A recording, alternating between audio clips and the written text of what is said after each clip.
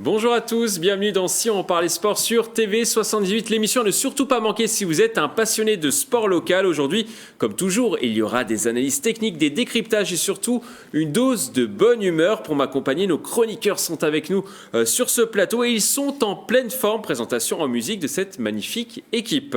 On commence à ma droite, musique. Il est de retour dans cette émission, c'est un pistard de niveau international. Il a été champion du monde de cyclisme sur piste master. S'il est spécialiste cyclisme et plus encore, le capitaine Yann Dujarrier est avec nous pendant une heure. Bonsoir Mickaël, bonsoir monsieur. Le comeback.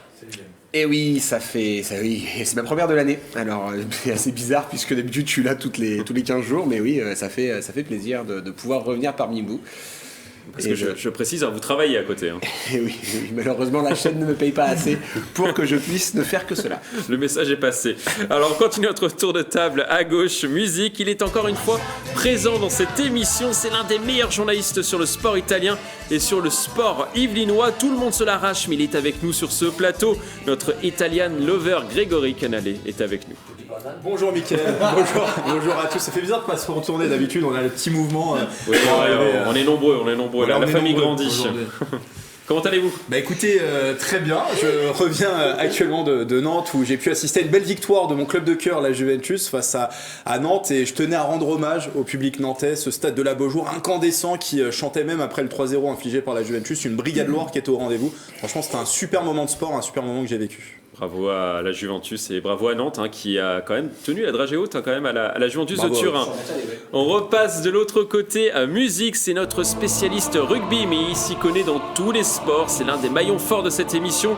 Il est toujours aussi élégant et déterminé, notre gladiateur Pierre Chevalier du Rugby Club de Versailles nous fait l'honneur de venir dans cette émission.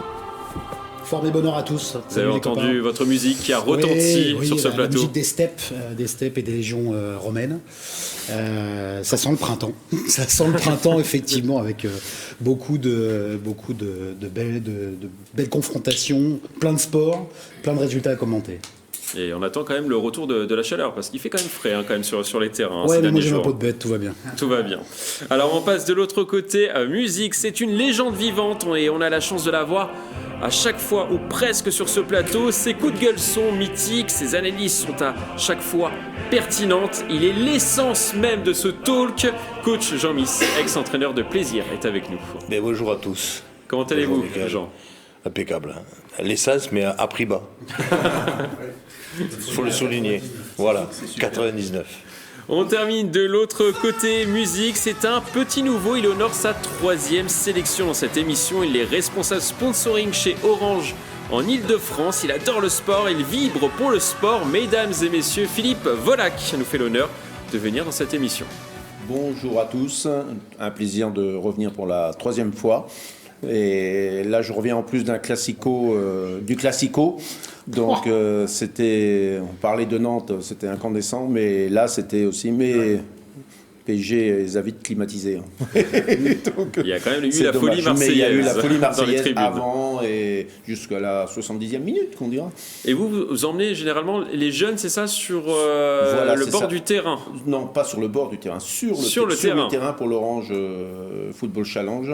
Et c'est des équipes de 13 à 15 ans, de toute l'Île-de-France, du 78 aussi bien sûr, et voilà, donc ils tirent au but et c'est un moment merveilleux pour eux et des étoiles plein les yeux et ça fait super plaisir de voir ces sourires.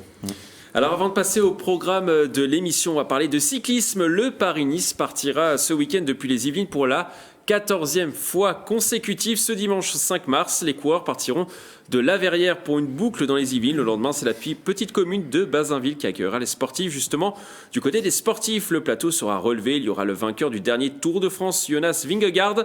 Il y aura également Tadej Pogačar, vainqueur de 2 Tours de France. Et malheureusement, il n'y aura pas Egan Bernal. On l'a appris il y a quelques instants avant de rentrer sur ce plateau. Mais il y aura des Français comme Romain Bardet ou encore Arnaud Démare. La question sur cette thématique, cette édition, s'annonce-t-elle prometteuse ? Oui ou non ? Vu le plateau. Oui, on est tous d'accord sur ce plateau. Jean, vous qui êtes un passionné de cyclisme. Tout à fait. Si Arnaud démarre, c'est que tout va bien. Hein.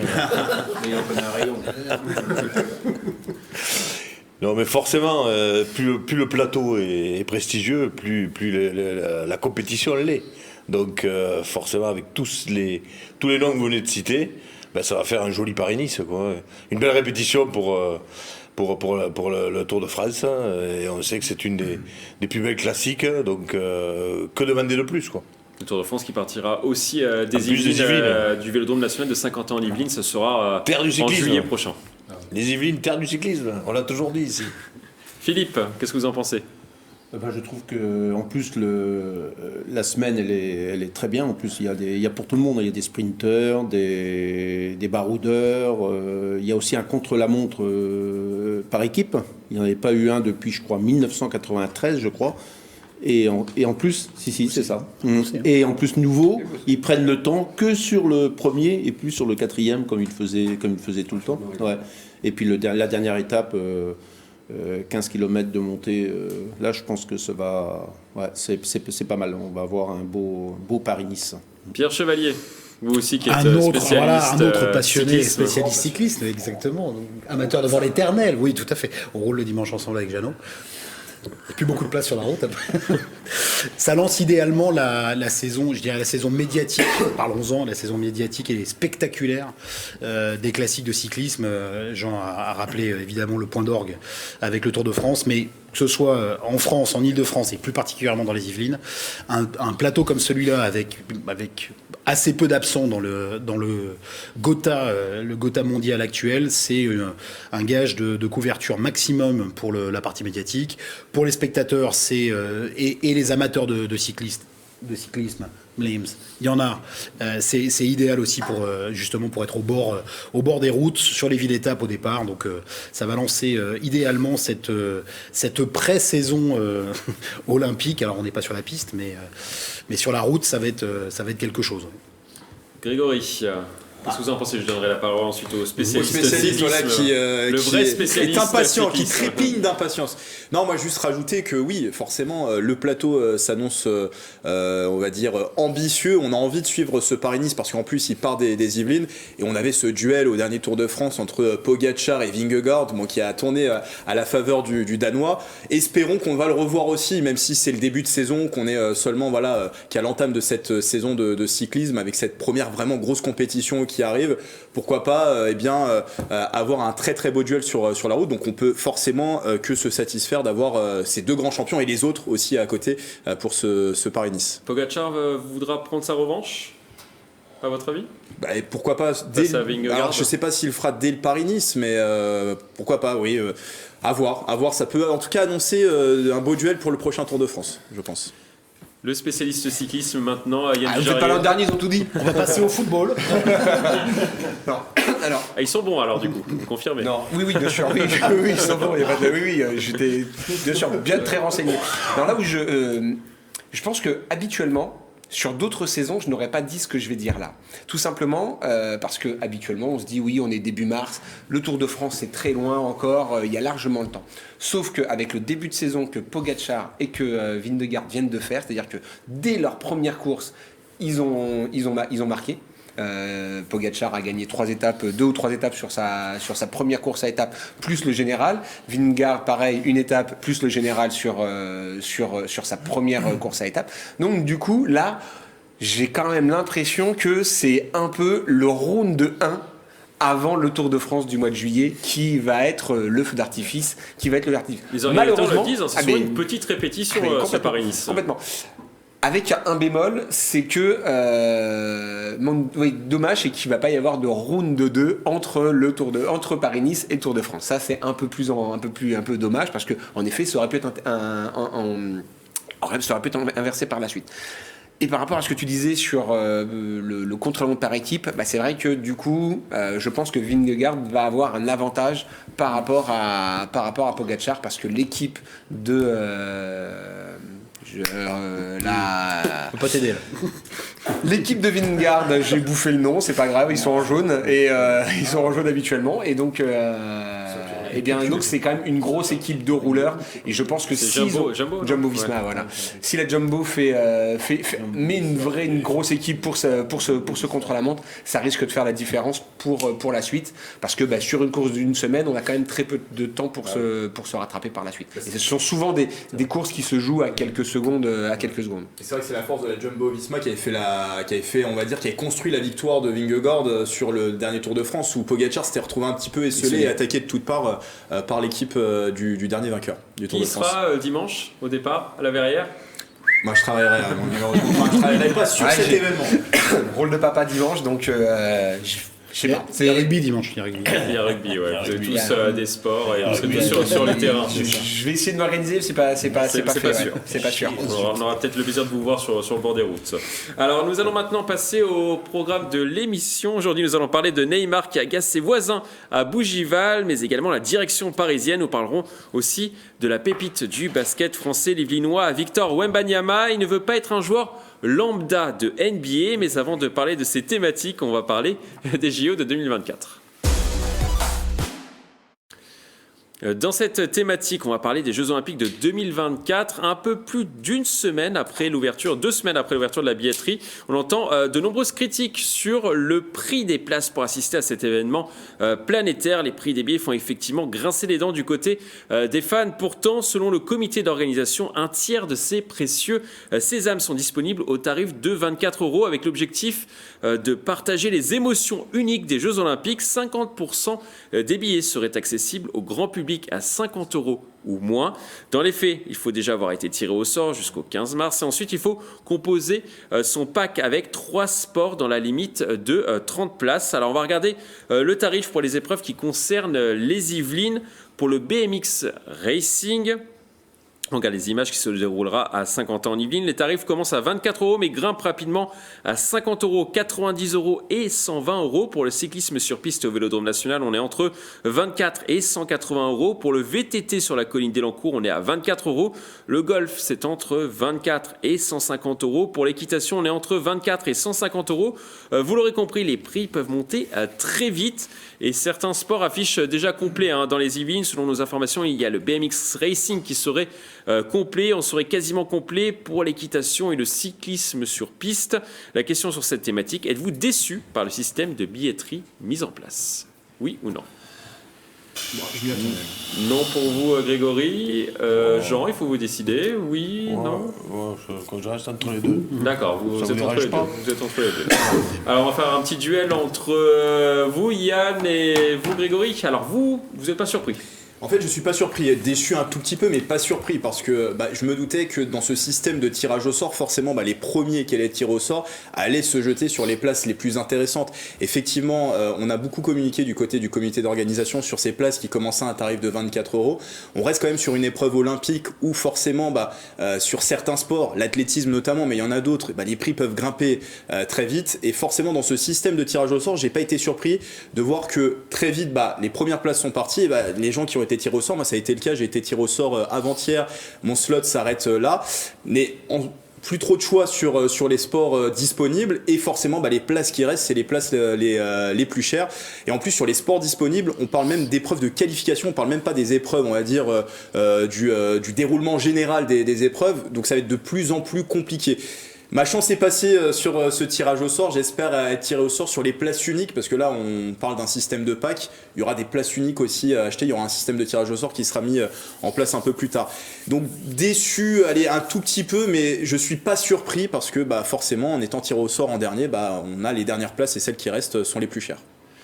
Et vous? Alors vous êtes déçu, Yann Dujarier, par le système de billetterie? Non, je suis déçu pas simplement parce que j'ai pas pu avoir de place à un tarif abordable. Moi, mon slot, c'était la semaine dernière, c'était le mercredi, c'est ça, donc une semaine après le début d'ouverture. La veille, j'ai un copain qui a pu avoir des places pour le VTT, donc du coup, il était tout fier de mettre ses places sur Facebook, et en plus, on le connaît, c'est Olivier qui était déjà venu sur le plateau pour parler vélo avec nous, sur un Paris-Nice il y a 3-4 ans. Et donc, je me dis, c'est cool, demain, je vais pouvoir prendre des places pour le VTT. Et on ne m'a absolument pas proposé de pouvoir prendre le VTT. Donc, ça veut dire que il n'y a plus de place, donc malheureusement. Complet, le VTT, c'est complet. Mes enfants font de l'athlé, donc j'ai voulu regarder l'athlétisme, alors j'avais déjà les informations en amont, c'est-à-dire que pour les places à 24 €, c'était que pour les sessions de l'après-midi ou du matin, comme on dit, mais voilà, donc les sessions qualificatives. L'après-midi ou pour voir une finale sur une soirée, c'était minimum 85 €. Il n'y avait rien en dessous. Moi, j'étais prêt à faire l'effort parce que mes enfants font de l'athlé, je voulais leur faire découvrir les JO. Quand j'ai regardé, c'était 200 balles par personne. Il y a un moment, c'est plus possible, quoi. Quand vous voulez y aller avec 2 enfants, c'est vraiment plus jouable. Et puis après cette problématique, en effet, c'est-à-dire que vous avez un sport, donc l'athlé à 200 €, mais derrière, il faut encore aller chercher 2 autres sports pour pouvoir compléter votre pack. Donc vous n'êtes plus à 600 balles, vous êtes à 1000 balles, 1000 € pour pouvoir aller voir 3 sports. Et là, je suis désolé, en cette période où les prix flambent pour tout, on peut pas sortir 1000 € pour un sport, pour aller voir un événement en plus qui aura lieu dans un an et demi. Donc mobiliser 1000 € de trésorerie en ce moment, je suis désolé, mais c'est pas possible. Donc voilà, c'est vrai que un peu déçu, mais comme l'a dit Grégory, c'est vrai que de toute façon, il n'y aura pas de système de billetterie idéal pour ce genre d'événement. Il y aura toujours des déçus, il y aura toujours cette frustration.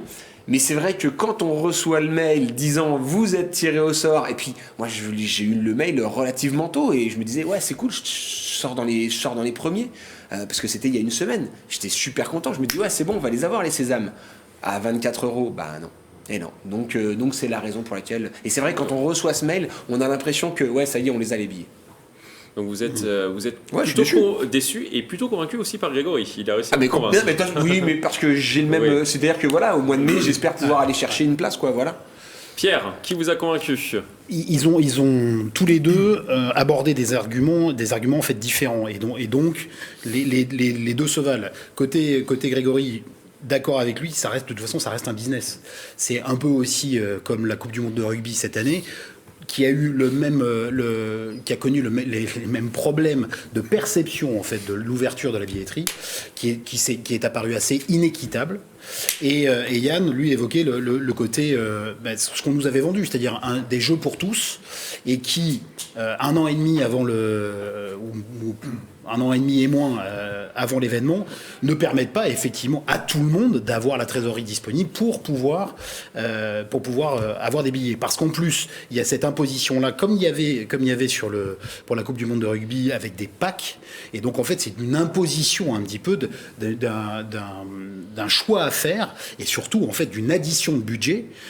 Par rapport à un sport auquel on voulait assister, et puis on est obligé de rajouter 2 options qui rajoutent dans le budget et dans le panier global. Donc au final, je suis plutôt du côté des déçus parce que on nous avait vendu, on nous avait promis des jeux pour tous et que ça allait être justement une occasion de rassembler vraiment la France du sport et de tous les sports autour de ce magnifique événement, la planète entière également aussi puisqu'on l'accueille.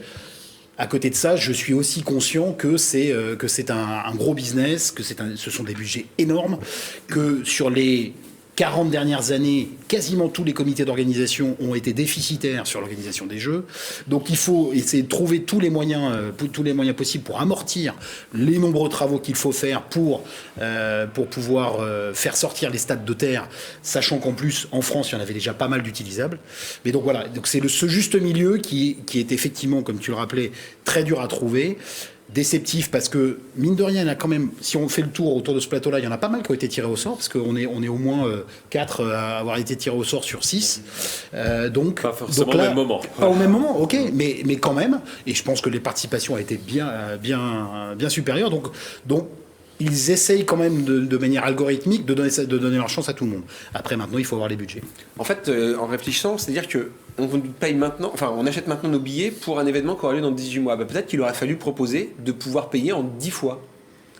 La trésorerie, elle aurait été de toute façon là avant que les jeux se déroulent. En effet, 1000 balles, vous payez 100 € tous les mois pendant 10 mois, ça aurait peut-être été plus facile et on aurait peut-être j'aurais peut-être moins réfléchi et je me serais dit oui c'est bon, on peut largement le faire. Là, c'était pas la période et en effet, je pense qu'il y aura peut-être eu cet élément-là qui aurait pu être bien pensé et là rendre justement les jeux accessibles à tous. Et pour la billetterie, c'est environ 1,5 milliard qui sont prévus au niveau du budget, rien qu'avec la billetterie.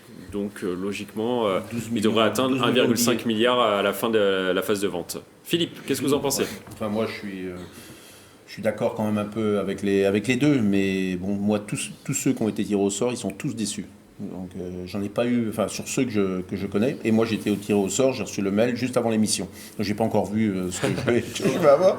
Mais oui, je vais voir mais vraiment, non, je suis déçu. C'est vrai qu'il y a 12 millions de billets qui vont être mis en vente. Il y en a 1 million à 24 euros, 5 millions donc à 50 euros et moins. Donc ça fait. Moi, il aura fallu normalement, 50% des billets sont accessibles à 50 euros ou moins. Et donc, moi, je pense qu'il aura fallu répartir. Il va encore avoir là, il va y avoir à partir du 15 mai. Enfin, 50 euros, c'est pour aller voir un match de foot entre. Oui, c'est pas. Voilà, c'est. Oui, on ne connaît pas les affiches, ça c'est sûr. On ne connaît pas les affiches. Et moi je sais qu'il y en a qui ont été tirés au sort, ils ont choisi à Lille. Ils vont être obligés d'aller à Lille pour voir un match de hand et savoir lequel. Mais ils peuvent voir je sais pas quoi comme. Parce que les tirages au sort ne sont pas faits, les équipes ne sont pas faites, on ne sait pas ce qu'on va aller voir. C'est ça. Donc non, je suis déçu et d'accord avec Grégory parce qu'il fallait le prévoir puisque la Coupe du Monde de rugby c'est pareil et la Coupe du Monde quand il y a eu de foot aussi c'est pareil aussi et l'Euro aussi et l'Euro encore plus près. Mais il y a un moyen de jouer collectif aussi, et c'est la chance que j'ai eue. C'est comme c'est par pack, il peut y avoir avec des amis ou de la famille des gens intéressés par différents sports. Et j'ai eu la chance par un copain d'avoir des places pour le golf. Lui, ça l'intéressait moins. Il pistait le rugby à 7 et finalement, on s'est arrangé. Et puis, il m'a pris des places pour le golf et on s'arrange en jouant en équipe. C'est peut-être pour créer du lien social, peut-être. C'est peut-être ça l'objectif. C'est peut-être le côté émulation globale des Jeux Olympiques. Jean, on vous a pas entendu sur la question. Est-ce que vous avez déjà été tiré au sort ? Ah, je n'ai pas été tiré au sort. Non, pour l'instant, je n'ai pas eu cette chance. Quand je vois le bazar que c'est, pour rester poli. C'est commercial avant tout, donc forcément, ce système de pack, on sait pertinemment que c'est pour gagner de l'argent dans un premier temps, ça c'est sûr, les places d'appel à 24 euros, moins de 50 euros pour 50% des places, sauf que dans le pack, vous prenez ça, un sport, une discipline qui va vous intéresser, on va vous obliger à en prendre 2 autres qui ne vous intéressent pas du tout, et vous êtes obligé de mettre quand même un billet. À l'arrivée, ça fait un gros billet, et tout ça, c'est commercial. Et malheureusement, cette publicité avec ce sport pour tous, ces prix d'appel de 24 euros, tout ça, c'est pour amorcer un peu tout le monde, ces tirages au sort. C'est quand même la compétition planétaire. C'est pas facile non plus, et c'est normal qu'il y ait des déçus. Ça, c'est la normalité. Par contre, c'est vrai qu'il ne faut surtout pas oublier que c'est commercial et qu'il faut tout pour rapporter le plus d'argent pour en perdre le moins à l'arrivée. Et après, voilà. Tony Stanguet dit que ce sont à peu près les mêmes tarifs qu'à Londres. Ah oui, non mais attention, je dis pas que nous on fait mieux ou moins bien que les autres. Hein. On fait dans la même lignée que ce qui a été toujours fait, parce qu'encore une fois, Pierre l'a dit tout à l'heure, c'est un événement qui est déficitaire pour les organisateurs depuis pas mal de temps. Donc forcément, il faut essayer d'en perdre le moins possible. Hein. Donc on est bien obligé de le faire comme ça. Après, il n'y a pas de formule magique. Hein. Après, dans la communication, ils ont été vraiment sur les JO pour tous. Pierre l'a rappelé. Donc il faut aussi que cette communication soit suivie des faits et que derrière tout le monde puisse accéder. Après, ils ont beaucoup communiqué sur les 24 euros, surtout dans leur communication. Et quand on regarde le billet vendu moyen est aux alentours et est à 74 euros. Voilà. Il y aura peut-être un moyen justement de rétablir un petit peu cet équilibre sur l'œcuménisme et puis les jeux pour tous, en dehors des places uniques. C'est tout ce qui va se faire en dehors et autour des stades. Il n'y aura sûrement pas de place pour tout le monde dans les stades, ça c'est une évidence. Mais par exemple pour la cérémonie d'ouverture, pour laquelle la scène a été choisie pour être la plus large possible, 600 000 personnes à peu près sur la cérémonie d'ouverture. C'est sans doute là qu'ils visent le côté universel des jeux, avec des accès qui sont gratuits et qui sont beaucoup plus nombreux que dans les stades. Dans les stades, on prenait l'exemple du Vélodrome, du Vélodrome de Saint-Quentin. De toute façon, le nombre de places est limité. Quand vous rajoutez les délégations, les sportifs et les staffs, il reste plus beaucoup de place pour les spectateurs. Donc peuplons les abords des stades et faisons réellement de ces Jeux de Paris les Jeux pour tous. Il y aura quand même possibilité de voir le marathon sur justement, j'allais y venir. Justement, il y a quand même des sports qui sont gratuits dans les Yvelines. On peut se mettre au bord de la route, pour voir le cyclisme sur route qui devrait passer dans la vallée de Chevreuse. On pourra également voir les épreuves du marathon qui se dérouleront à Versailles, à Viroflay, le VTT sur la colline d'Elancourt et le golf au golf national de Saint-Quentin-en-Yvelines bénéficieront de places gratuites où les spectateurs seront debout. Sur les 2 sites, il y aura à la fois des tribunes et des placements libres où on pourra déambuler sur le site olympique. Donc on pourra quand même voir si on n'est pas tiré au sort ou si on n'a pas choisi de payer très cher ces Jeux olympiques, on pourra aller voir des épreuves. C'est ça. Le triathlon, ça va être pareil. Les épreuves de marche, on va aussi pouvoir aller les voir hors stade. Il y aura des choses qui seront possibles. Il faut donner la possibilité aux personnes de au moins toucher du bout du doigt ces JO. La dernière fois qu'il y a eu des JO d'été à Paris, c'était il y a 100 ans. Donc, c'est un événement qu'on connaîtra peut-être qu'une fois dans une vie. Il faut donner l'opportunité à tous ceux qui veulent le vivre de pouvoir le vivre même, on va dire, du bout du doigt, quoi. Bon, il y aura une nouvelle session de vente avec les billets à l'unité. Du 11 mai à la mi-juin, il faudra s'inscrire au tirage au sort entre le 15 mars et le 21 avril.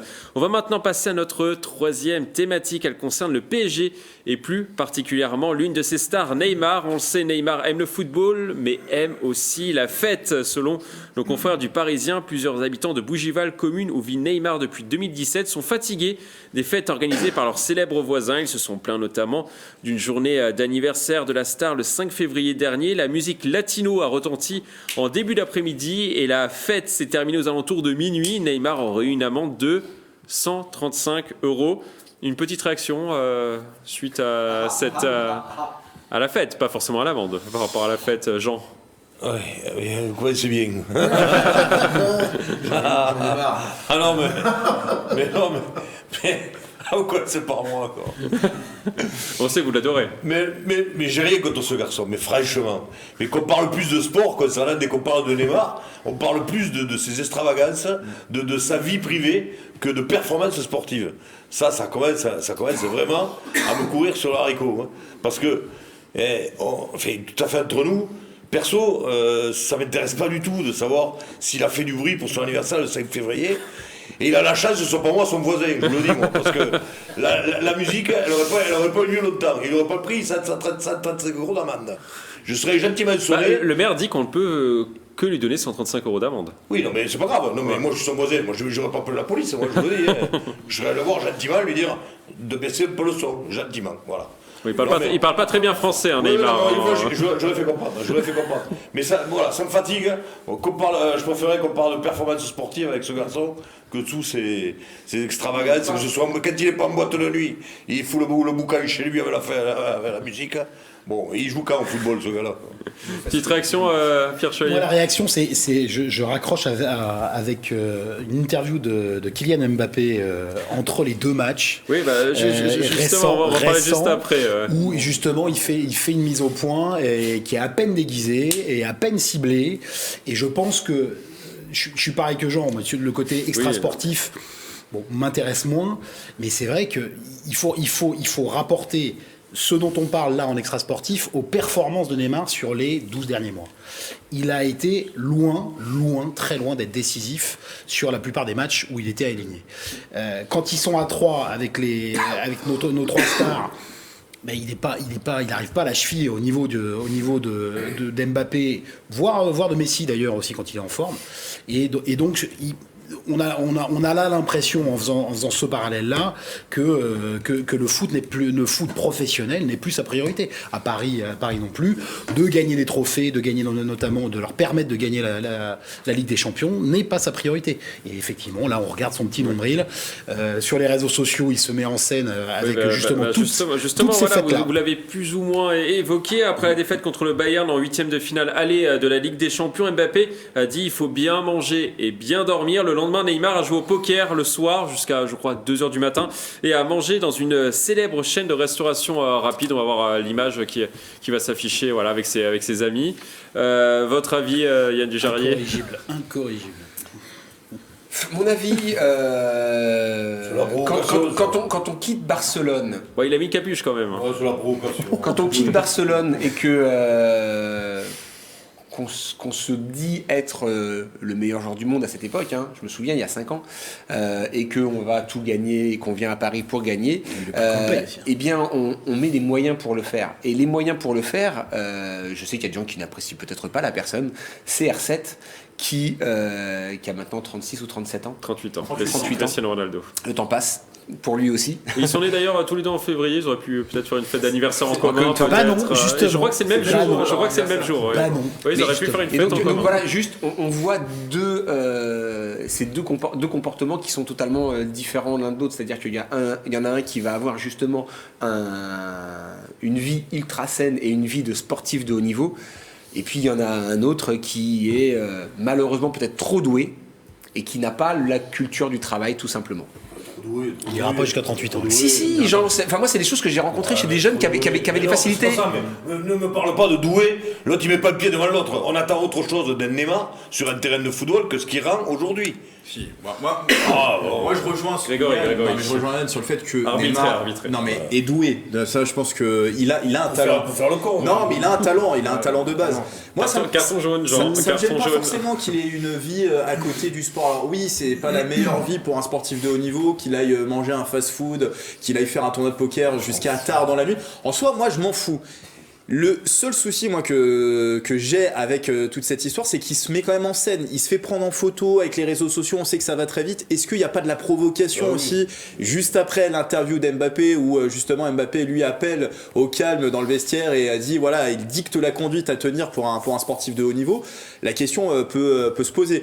Maintenant Neymar, oui c'est vrai qu'il a été surexposé de très jeune à l'âge de 12 ans quand il était au Brésil. Déjà il y avait des reportages sur lui. À 17 ans il était déjà professionnel, on parlait de lui comme la future grande star du football. Il est peut-être passé à côté de sa carrière, c'est bien dommage pour lui, pour les supporters parisiens également. Mais oui, force est de constater. Lui, il s'en fout. Lui, il est tranquille. Il a assuré ses arrières financièrement. Il peut continuer de vivre comme ça. Force est de constater que l'achat, le gros investissement fait par le PSG, on parle de plus de 200 millions d'euros à l'époque. 222 millions d'euros, ne sont pas au rendez-vous puisqu'il a manqué la moitié des matchs et il n'a pas été décisif dans les grands rendez-vous. C'est justement, je pense, un comportement d'enfant gâté, très gâté. C'est-à-dire que je me souviens du premier match, le tout premier match de Neymar au PSG. Je crois que c'était à Rennes et à Guingamp. Voilà, donc c'était en Bretagne. C'était en Bretagne. Donc à Guingamp et il fait. Alors c'est Guingamp, en face. Il fait un match de folie. C'est-à-dire que là, effectivement, on s'est dit, ok, on a investi lourd. On a le résultat. Je crois qu'il fait 2 passes décisives. Il plante un des buts. Donc il fait vraiment un très très gros match. Au fur et à mesure, je l'ai jamais vu refaire une prestation comme celle-là, particulièrement en Ligue des Champions. Ça c'est particulièrement absent. Et il se comporte comme quelqu'un à qui on a tout donné trop vite, trop tôt, sans doute doué naturellement et qui n'a plus, si tant est qu'il l'ait eu un jour, le sens de l'effort. Philippe. Moi, je suis d'accord avec vous. Vous le suivez régulièrement au Parc des Princes, oui, Neymar. en plus, ouais. Mais vous avez tout dit sur Neymar, ses folies, tout ça. Et moi, ce que je trouve par rapport à Bougival, comme c'était au départ, il habite Bougival, que, en fin de compte, à Bougival, ils connaissent pas. Les gamins qui jouent dans le club de Bougival, qui jouent dans les clubs à côté, ils le voient pas. Moi, je pense qu'au lieu de se montrer sur les réseaux sociaux, fast-food, etc., il irait dans le club déjà de Bougival. Il irait voir les enfants, voir tout ça. Je pense que déjà, même le maire, tout ça, il serait... Mais ça fait 5 ans qu'il est déjà, il n'a jamais le même nom français. Quasiment 6 ans. Et puis même, il n'a pas été du tout au club de Bougival et ailleurs. Donc, On lui a peut-être pas demandé. Si, mais ça doit se faire naturellement. Mais oui, ça doit se faire naturellement. Mais ça aussi. pas pour cette Ça doit se faire pas naturellement. lui. Donc pour moi, c'est ça. Bon, autrement, vous avez tout dit. Mais là, en plus, il a été prolongé jusqu'en 2027. Donc, en fin de compte, en 2027, 222 millions. il aura 35 ans en Ils vont le vendre 2027. combien? Ils vont le vendre sur les 222. Non. Il ira pas. Personne n'en veut. Mais personne n'en veut. Après, il y a un truc que je voulais juste rajouter aussi. À la rigueur, il va bouffer au fast-food. Il Oui, peut, c'est pas un souci. Moi, Michael Phelps. Vous voyez qui c'est un petit peu vingtaine de médailles d'or olympiques. Voilà. Vaguement. Mais le mec mangeait des pizzas et mangeait des burgers et il le disait. Usain Bolt aussi, je crois, dans mes Sauf souvenirs, que- mangeait beaucoup de nuggets. Oui, mais apparemment. sauf que quand il faut être présent, les gars, ils sont là. Il n'y a pas de problème. À la Coupe du Monde, on n'est pas blessé. Ils sont pros. Quand on est au JO, il y a une semaine où on est dans les bassins tous les jours et on assure. Mais il n'y a pas de souci. Et ça veut dire qu'en amont, on a travaillé aussi pour pouvoir arriver au niveau auquel ils sont. Oui, ce sont des gens qui sont doués, mais en plus qu'ils travaillent.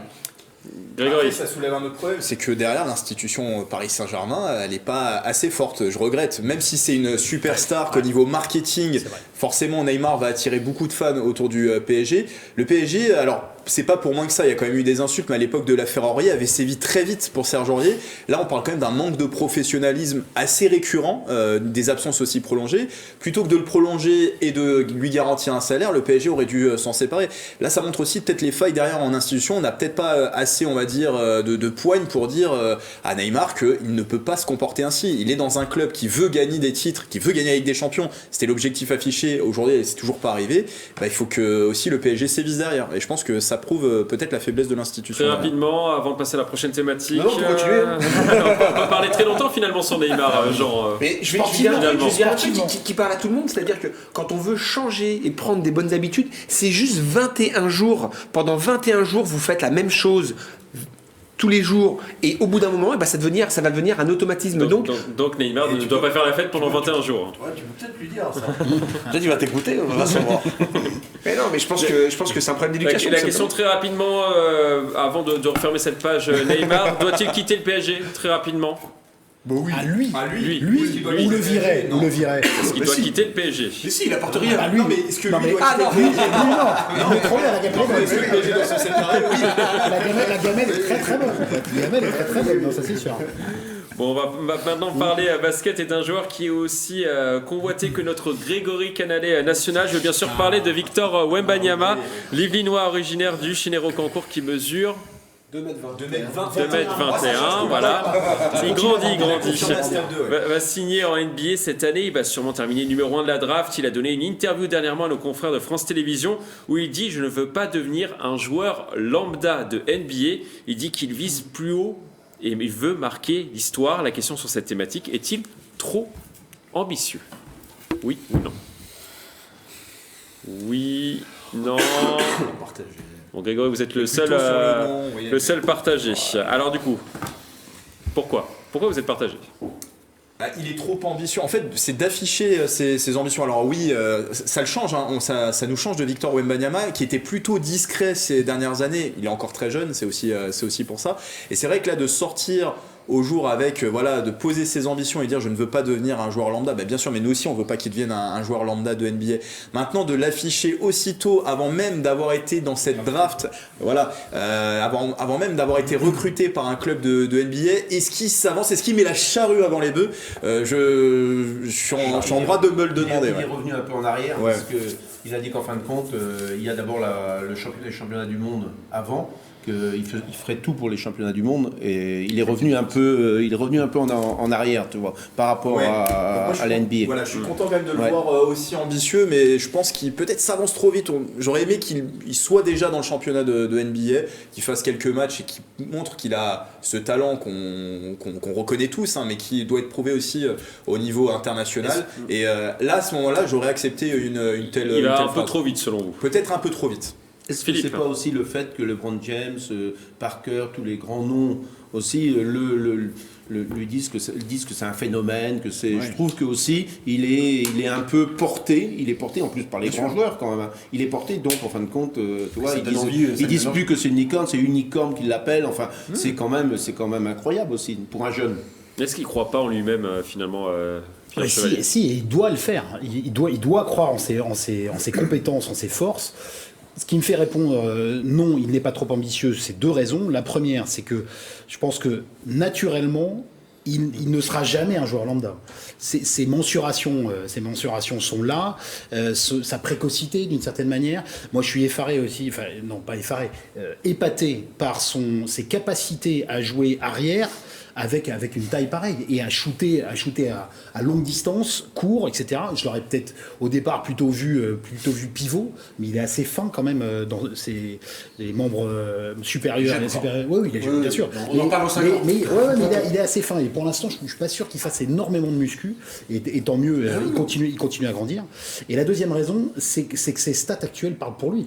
C'est-à-dire, ce qu'il est en train de faire, il affole les compteurs. Alors, ok, c'est la Pro A et c'est le. Ces derniers matchs avec l'équipe de France.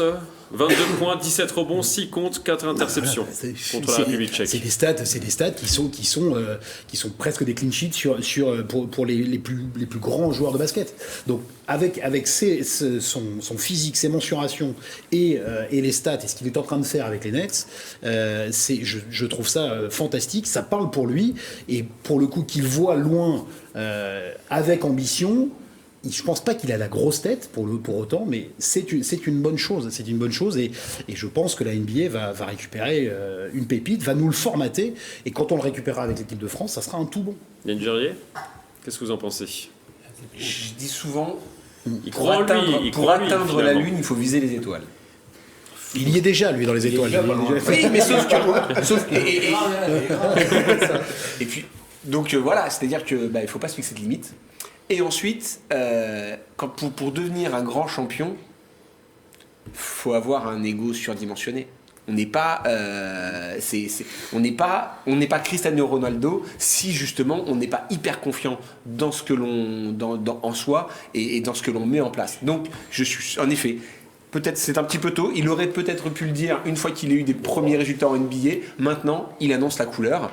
Eh bien, peut-être qu'il va être capable de mettre les choses en place pour pouvoir obtenir ces résultats par la suite. Joueur lambda, c'est pas non plus. Et puis, joueur lambda, c'est pas un énorme caprice ou un énorme péché d'orgueil.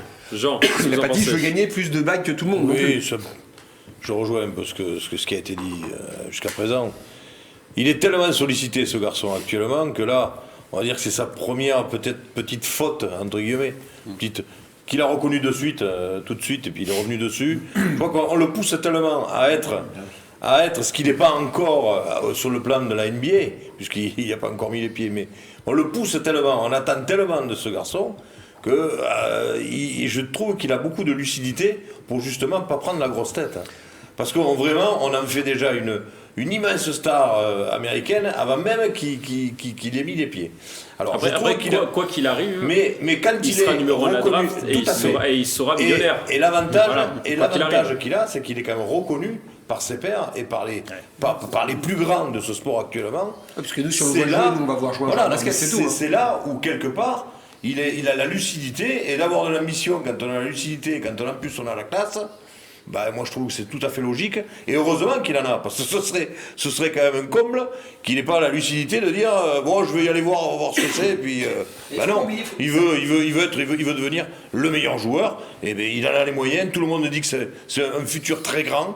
Et moi je dis bravo et qu'il continue comme ça. Yann Dujarier, ça fait combien maintenant? Ça fait 2-3 ans que nous en plateau on parle de lui. Oui, quand il était environ à 2m11, 2m12 à peu près. Il a 10 cm. Quand il était petit, quoi. Quand il était petit. Il y a 10 cm. Parce que là il a commencé au Chénet. Donc ça fait quand même déjà un moment qu'on en parle. Faut pas oublier que quand on commençait à peine à en parler, ça pourrait déjà être fini. C'est-à-dire que n'importe quelle blessure aurait pu faire, enfin pas n'importe quelle blessure, mais une blessure aurait pu faire que sa carrière aurait déjà pu être finie. Donc là, ça fait 3 ans, le garçon commence à affoler les compteurs. Moi je me souviens des premiers matchs qu'il faisait où en effet quand il avait marqué 6-8 points je disais et non, et finalement voilà, là ça y est, c'est parti, il commence pas commence d'ailleurs, il maintient ses stats, il est déjà en place. Voilà, maintenant la prochaine étape, il est encore jeune, pour le la basket, prochaine étape jeune. c'est l'année prochaine, c'est la NBA et elle lui tend les bras. Est-ce que ça vous fait peur ou pas pour les blessures pour lui? On voit il est quand même assez fin encore, même s'il commence à prendre un petit peu en gabarit. Tony Parker, Georges Dion, on commence à dire attention, il est quand même grand, et généralement les grands NBA c'est bien sur le moment, mais ça dure pas forcément. Pour prendre l'exemple de Yao Ming, qui est le célèbre chinois qui faisait 2m29, on le voit à l'image. Il avait quasiment pas besoin de sauter pour toucher le cercle. Il a dû arrêter assez jeune, il a décliné à partir de 28 ans, il a arrêté à 30 ans. Qu'est-ce que vous en pensez? Il faut qu'il fasse attention. Oui, mais Philippe, en étant drafté, tout ça, je pense qu'il fera attention. Il faut qu'il soit bien conseillé. Et je pense qu'il sera bien conseillé. Ils ont la tête sur les épaules dans la famille. Il y a la famille toujours autour. Toujours. Donc non, ça vous fait pas peur les blessures? Si, évidemment. C'est l'épée de Damoclès dont on parle systématiquement sur ce plateau. Peut-être plus pour lui. Quels que soient les sports. Non. Et là, moi, c'est ce que je disais, il fait ses 2m21. Je le trouve plutôt fin, mais il a 19 ans. Donc après, et depuis 2 ans, il faut faire gaffe à la partie musculation, croissance, et en gros, être capable d'encaisser les matchs de NBA qui sont, plus nombreux, et 2, sur une autre intensité que... Oui, mais sur une période courte aussi. La NBA, ça joue pas ça joue pas aussi longtemps que la Pro A, par exemple. Ah ouais, mais tu joues beaucoup, tu joues régulièrement. Sur les dunks, il redescend de moins haut. Aussi, il risque de se blesser. Il shoot à longue distance. Mais sur cette saison, on a quand même l'impression qu'il a réglé plutôt son problème de blessure. Il était très blessé sur les saisons précédentes quand il a joué à Nanterre ou du côté de l'Asvel. Là, cette saison, on a l'impression que c'est rentré un peu plus dans l'ordre. Peut-être parce que la musculation a été adaptée aussi. Il dort beaucoup, il fait plus de sieste par exemple, il s'organise mieux au niveau de sa journée. Il se couche plus, je crois, à partir au-delà de 23h, 23h30, alors qu'avant il le faisait. Et il ne se blesse quasiment plus. Il y a Vincent Collet à ses côtés, qui est aussi le sélectionneur de l'équipe de France, donc il est bien entouré. Et c'est vrai, oui, l'entourage aussi joue un rôle primordial. Et ses parents, peut-être le maintiennent encore un peu sur terre. C'est vrai que moi j'ai été surpris, je le redis encore, par cette prise de position. Il s'est affirmé, mais on attend qu'il s'affirme quand même aussi, le Victor Wembanyama. C'est léger. C'est léger comme. Je veux pas être un joueur lambda. Sur l'échelle de Neymar, peut-être. Là, il est tout en bas. Il est à 0,5. Alors, on va maintenant passer à l'envolée de Grégory, un moment unique dans cette émission qu'on savoure à chaque fois. Alors, de quoi allez-vous nous parler, Grégory? Il y a de la chance que l'on a, comme journaliste, Mickaël, de couvrir parfois des événements, de beaux événements. Pour vous, on peut peut-être citer la Ryder Cup dans les événements sportifs. Vous en avez couvert deux. Deux Ryder Cup. J'ai une petite préférence quand même pour la France. Et championnat du monde au Vélodrome de Saint-Quentin. Il y a plein de beaux événements. Moi, je me rappelle. Merci de faire mon CV sportif. La saison dernière, notre déplacement à tous les deux du côté de Périgueux pour voir un match de Bergerac face à Versailles. C'était le quart de finale de la Coupe de France de football. Il y en a beaucoup, on a de la chance. Et il y en a un autre, moi, que je mettrais dans mon top 10, on va dire, des événements que j'ai pu couvrir dans ma jeune carrière de journaliste. Alors, c'est l'histoire d'une rivalité entre deux lycées de Versailles. D'un côté, Sainte-Geneviève, que l'on nommera dans cette histoire Ginette. De l'autre Hoche. Depuis 17 ans, les établissements règlent en quelque sorte leur compte dans un match de basket entre les élèves de prépa, une parenthèse sportive dans leur cursus difficile où les moments pour souffler sont rares. Je vais être honnête, Mickaël, quand au début vous m'avez parlé de venir couvrir cet événement avec vous, un match de basket entre deux classes de prépa, bon, ça m'a pas tout de suite emballé, mais je me suis laissé tenter, je vous ai suivi, emporté par ma curiosité. Et voilà, c'est ça. Mon premier Ginette Hoche. Très persuasif aussi. Vous savez être très persuasif. Alors mon premier Ginette Hoche, c'était l'année dernière. Et là, grosse surprise dans ce gymnase Montboron, l'impression d'être tombé en pleine scène d'High School Musical. Le match de basket certes, mais surtout autour des tribunes pleines de supporters déchaînés, un maître de cérémonie, un DJ de renom, la prestation des cheerleaders des deux lycées. Bref, le temps d'une soirée, je me suis retrouvé en plein campus américain. Pour avoir assisté à de nombreux rendez-vous sportifs en salle, j'ai vu pareille ambiance à de rares occasions, même les guests qui viennent sur ce Ginette Hoche, dont le parrain, vice-champion olympique, je sais pas pourquoi je voulais dire vice-président, mais vice-champion olympique. Il le sera un jour. Il est peut-être vice-président d'un club, mais vice-champion olympique de basket, Fred Weiss, qui reconnaît que l'atmosphère y est unique, extraordinaire. Bref, j'ai bien fait de vous suivre, Mickaël, sur ce coup-là. Cette année, rebelote, on a même reçu les capitaines des deux équipes, l'organisateur de l'événement également, François Lamant, sur ce plateau. Ça se chambrait gentiment en plateau. Les taquineries se sont poursuivies également sur le terrain où les supporters de Ginette avaient pris pour cible le capitaine de Hoche, Antoine. Après le succès du lycée Hoche la saison dernière, c'est le lycée Sainte-Geneviève qui a remis les pendules à l'heure cette année en s'imposant 47-38. L'établissement mène désormais 15-2 au bilan des confrontations, mais l'essentiel est ailleurs, j'ai envie de dire. L'ambiance a une nouvelle fois été au rendez-vous. 1300 spectateurs dans ce gymnase Montboron. Les shows ont laissé place à quelques surprises, notamment pour la première fois un concours de dunk Avec la présence du champion de France de la discipline, Ginette Hoche, c'est un événement qui prend de l'ampleur. On a pu le constater, Mickaël, cette année avec la présence de médias, des médias comme France Télévisions qui ont consacré un reportage sur cet événement. Une reconnaissance méritée, j'ai envie de dire aussi, pour un bel événement qui peut-être sera ouvert un jour au grand public, parce que pour le moment, c'est réservé aux spectateurs des deux lycées. Ginette Hoche, pourquoi pas, dans une salle de plus grande envergure et avec des guests dans les gradins, encore plus de guests. Les organisateurs espèrent dès l'an prochain avoir un certain Tony Parker. Merci. Oui. Bravo Grégory.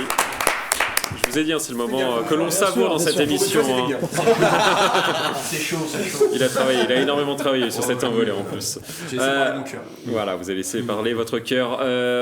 Il y a aussi une double page aussi dans l'équipe qui a été faite sur le match Ginette Hoche, donc une couverture médiatique qui prend de plus en plus d'ampleur au fur et à mesure des années. Alors votre avis sur cette envolée, sur ce duel entre Ginette et Hoche?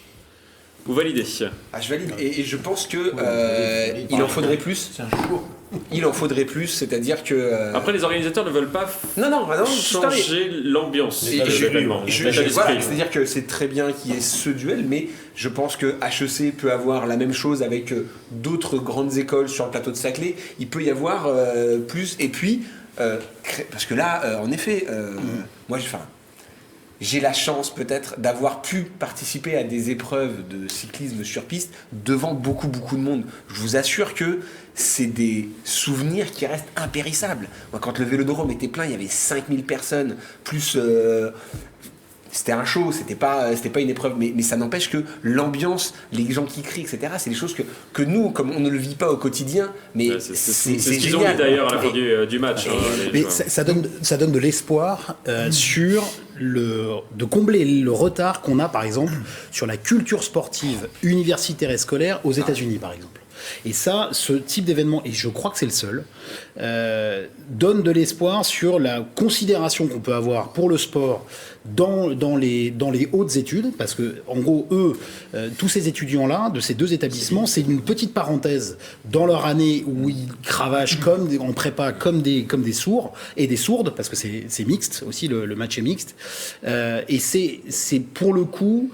Je pense une vraie lueur d'espoir pour la considération, la prise en compte du sport dans les cursus universitaires et scolaires, et puis ça donne du spectacle, ça donne des étoiles partout. Alors oui, c'est fait un peu amateur pour faire comme les Américains avec la kiss cam en carton, et puis des cheerleaders qui ont peut-être que quelques semaines pour s'entraîner, mais ça mérite une plus grande salle, et ça mérite effectivement, comme le disait Yann, que ça transpire un petit peu plus dans d'autres sports, dans d'autres écoles, dans d'autres universités et d'autres écoles, même chez les plus jeunes d'ailleurs. Oui.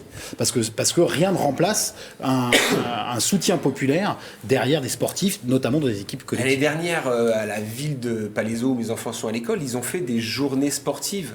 Mais les gamins... C'était 300 gamins par jour, et quand on donnait leur nom d'école ou qu'il y avait un de leurs copains qui était qualifié pour une finale, mais et en effet, c'était génial d'entendre ces gamins crier. Et le cross annuel, c'est le Graal. Il faut gagner le cross annuel. Et donc, en effet, il y a ces essences, et tu as raison, il faut on a ces essences, et il faut les faire nourrir pour que le sport prenne plus de place dans notre culture. Jean, ça vous plaît un match comme ça? Oui, mais c'est très bien dans l'esprit, et cet engouement et cet état d'esprit qui peut régner dans ces manifestations, c'est fabuleux. Alors j'ai connu ça pour les anciens quand on faisait de l'ASU, je crois que c'est l'UNSS maintenant, l'ancien ASU. J'ai connu ça à travers le rugby, et quand on avait l'établissement, je me souviens avoir fait justement une finale de championnat de France avec l'établissement, l'engouement qu'il y avait derrière de tous les élèves de l'établissement qui venaient supporter, parce qu'à l'époque c'était un match, une finale contre un autre établissement d'une autre ville, et ça avait été exactement la même ambiance, cette ambiance conviviale, potache, franchouillarde, mais même en tant que joueur, et pourtant moi, à l'époque ça vous a marqué. Je jouais déjà au rugby et devant pas mal de spectateurs, mais même mais c'est super. Vous sentez quand même une chaleur, et puis du coup vous faites partie, ça fait un peu le système américain. Je reviens à ce que disait Pierre, c'est qu'on fait partie un petit peu des pseudo-stars de l'établissement, quoi. Vous faites partie de l'équipe qui était finale. Dans ce match-là, par exemple, Antoine Guidon, qui était le capitaine de Hoche, avait le droit à son tifo du côté de Ginette, où ils avaient marqué Guidon, tu dérailles, par exemple. Voilà. Mais les joueurs du coup se connaissaient. Ça reste bon enfant, mais les joueurs se génial. connaissaient. Les deux équipes en gros se connaissaient. Voilà, les deux équipes. Il y avait même le portrait d'un autre sportif aussi qui était accroché. C'est génial, c'est super. C'est devenu un peu les stars. C'est une sorte d'Oxford Cambridge un peu. Ah bah l'idée c'est ça. L'idée de l'organisateur c'est d'en faire un Oxford Cambridge.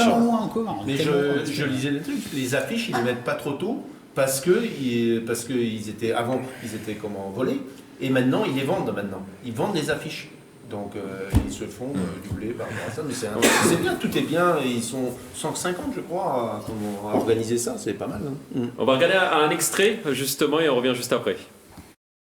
Forcément déçu, forcément. Le sentiment d'avoir raté quelque chose. Tous ces pénaltys, on a été très prolifique. On a été plus prolifique que Ginette. On a perdu, mais en termes de réalisme, le réalisme, il n'a pas été là. Mais on a été prolifique, bordel. On a été prolifique. Et l'ambiance, fallait être là. Là, moins de personnes, plus d'ambiance. Qu'est-ce qui se passe? J'ai plus de voix. Qu'est-ce qui se passe? Regardez, la défaite, on l'accepte.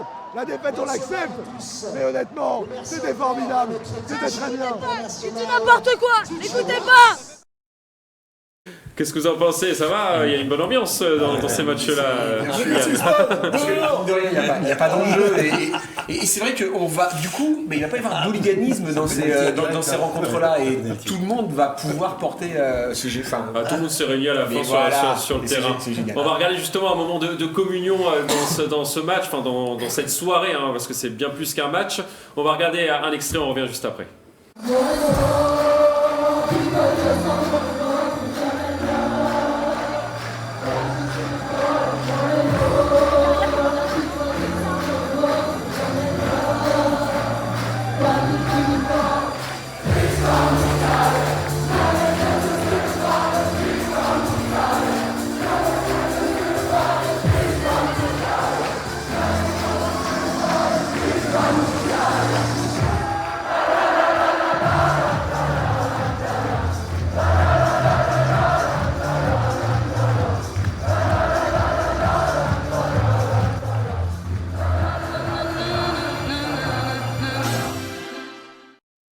Grégory, vous y étiez, c'était bien. Et je tiens à le souligner, c'est une Italienne qui fait soulever tous ces jeunes. Parce que même si le titre est en anglais, Freed from Desire est fait par Gala, une artiste italienne, voilà, qui a un titre qui revient constamment à la mode. la Coupe du Monde en fait. Elle était là.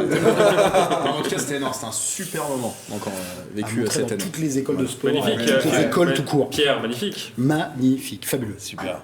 Ça sera le mot de la fin sur cette émission. On va terminer comme d'habitude par une citation. Aujourd'hui, je vous propose une citation de Neymar, le footballeur du Paris Saint-Germain. Le vrai courage, c'est de poursuivre ses rêves, même quand tout le monde dit que c'est impossible. Je vous laisse méditer sur cette phrase. À bientôt sur TV 78.